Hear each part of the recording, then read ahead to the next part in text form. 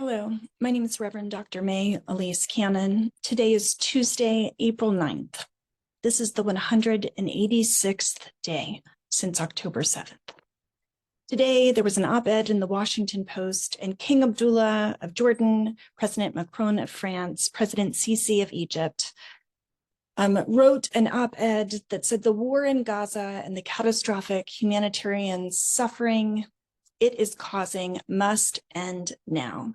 Violence, terror, and war cannot bring peace to the Middle East, but the two-state solution will.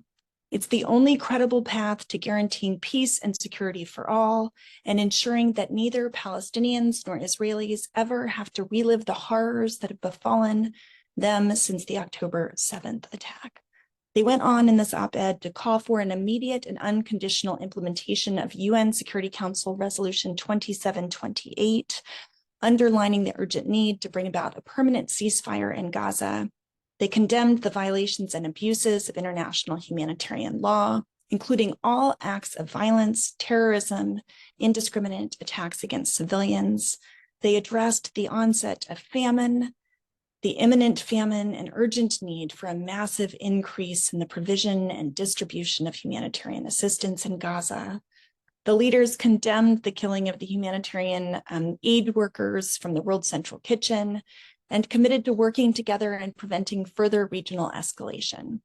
They also underlined the urgency for restoring hope for peace and security in the region, primarily for the Palestinian and Israeli people. And they urged an end to all unilateral measures, including settlement activity, land confiscation, and for Israel to prevent further settler violence. Particularly important to Jordan, they emphasized the necessity of respecting the historical and legal status quo of Jerusalem's Muslim and Christian holy sites and the role of the Jordanian Waqf under the Hashemite custodianship. And the heads of state concluded saying that the two-state solution and the role of the United Nations is the only way forward. What else happened today in terms of the hostage ceasefire negotiations? Hamas said that the recent proposal they received did not meet any of the demands of the Palestinian factions, but they said that they would study it and deliver a response nonetheless. Officials helping to broker the hostage release ceasefire agreement between Israel and Hamas said that the two sides still disagree over key aspects of the deal.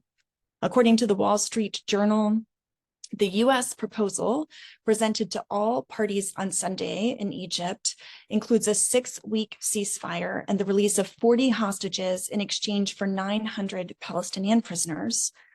The proposal also includes the return of up to 150,000 Palestinians to North Gaza. Israeli negotiators had previously offered 60,000 Palestinians to return to the north. Turkey has said that they will impose restrictions on the export of products from 54 different categories to Israel until a ceasefire is declared in Gaza, according to the Turkish Trade Ministry, and adding that measures would take effect immediately. The Israeli Foreign Minister Katz announced that Israel would prepare its own trade restrictions on products from Turkey, and in response to the Turkish restriction on exports to Israel. In terms of what's happening between Israel and Iran, the commander of the Iranian Revolutionary Guards Navy said that Israel's presence in the UAE was a threat to Tehran and that this should not happen. Iran is operating a clandestine smuggling route throughout the Middle East, using intelligence agents, militants, and criminal gangs to deliver weapons to Palestinians in the West Bank, according to US, Israeli, and Iranian officials, according to the New York Times. In Gaza, the Israeli Defense Forces said that they killed Hamas's Governmental Emergency Committee chairperson of the refugee camps, Hatem al-Amari, who it claimed was active in the organization's military wing and fired rockets at Israel. The death toll, according to the health ministry in Gaza, is 33,360 Palestinians killed, 75,993 wounded. I think those numbers have not been updated. That number I got from Haaretz. In the United States, Senator Elizabeth Warren became the first U.S. senator to say that Israel's actions in Gaza may legally constitute a genocide.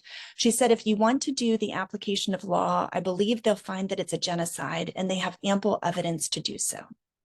after Prime Minister Netanyahu claimed yesterday on Monday that a date had been set for the Israeli operation in Gaza's Rafah, the U.S. Secretary of State Blinken said that Americans don't have a date for the operation, at least one that's been communicated to them by Israel.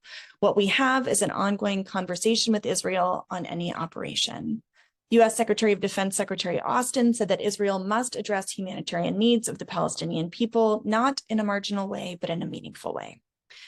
On Capitol Hill, Representative Gregory Meeks, the ranking Democrat on the House Foreign Affairs Committee, said that he's still awaiting assurances from the Biden administration before signing off on an anticipated $18 billion sale of F-15 fighter jets to Israel. He said, "I want to make sure I know the types of weapons that and what they will be utilized for. I think it's enough of the indiscriminate bombing taking place with 2,000 and 1,000-pound bombs." Senator Bernie Sanders said that Israel's steps following U.S. President Biden's call with Netanyahu are welcome, if long overdue. But given Israel's horrendous humanitarian record thus far, these commitments must closely be monitored on a daily basis. He added that he agreed with a significant majority of the American people who now believe that Israel should not receive additional U.S. military aid while this horrific humanitarian crisis endures. That's also the position of Churches for Middle East Peace. The Israeli Security Cabinet will convene on Tuesday evening amid recent withdrawal of Israeli forces from Gaza and reports of possible progress in negotiations for the release of hostages and a potential ceasefire. The Israeli Defense Forces said that the withdrawal of soldiers from Khan Yunis in Gaza was intended to allow troops to be refreshed, and they have been clear to enable further fighting in Rafah at a later date.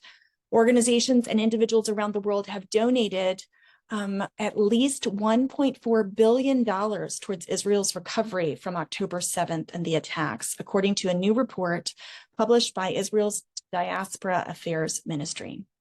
In Syria, the IDF reported that it attacked military infrastructure and a Syrian army military post. And in terms of the Houthis, the Israeli Defense Forces said that it had successfully deployed the Naval Iron Dome missile defense system for the first time, intercepting a hostile aerial target over the Red Sea. The Sea Dome is based on the land-based Iron Dome system to intercept rockets, missiles, and drones, but is launched from vessels at sea. In terms of The Hague, the International Court of Justice in The Hague, Germany denied accusations in a lawsuit that was brought forward by Nicaragua, saying that it was aiding genocide by selling arms to Israel. Nicaragua seeks a court order for Germany to halt arms sales and to start funding UNRWA again. Germany said that the case is baseless and has flimsy evidence. And tonight, we at Churches for Middle East Peace here in Washington, D.C., we're launching our 40th anniversary commemorating that we've been around 40 years. It's our advocacy summit. Bishops, pastors, leaders, regional coordinators, leadership council members, parts of our board from all over the country, prayer warriors, supporters, people from different parts of the Middle East, from Palestine, Jerusalem and Bethlehem, even a gentleman from Gaza who evacuated early after October 7th will be joining us for dinner tonight. Meetings here in Washington, D.C. the next few days, calling for a comprehensive ceasefire, an end to the U.S. sending more weapons and supporting the war and what's happening in Gaza. We're saying enough killing. We're calling for peace. So pray for our time together and that our efforts might be effective.